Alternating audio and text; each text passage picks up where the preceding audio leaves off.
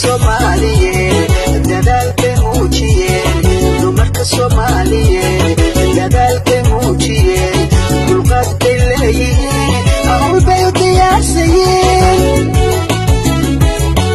yartayo hiliyaan yalki nolosha weeyo dadkiya dadkay su'aasha koowaad aan si wada jira idin weydiinay waxa weeye maxaa hortaagan haweenka Puntland inay siyaasadda ku yeeshaan door muuqda su'aasha haddaan ku soo dhawaado way caddahay waxa ay door muuqan haweenku door muuqda ugu yeelan waayeen siyaasadda Puntland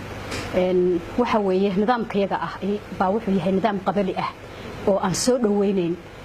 doorka haweenka ay sheegtay xildhibaanada soo socota luul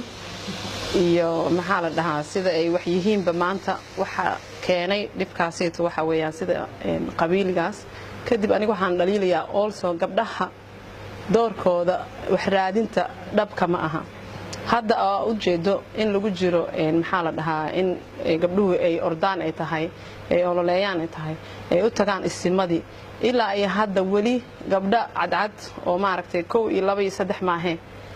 ma hayno gabdha u diyaarsan inay maanta aan la cararno oo aan wax la raadino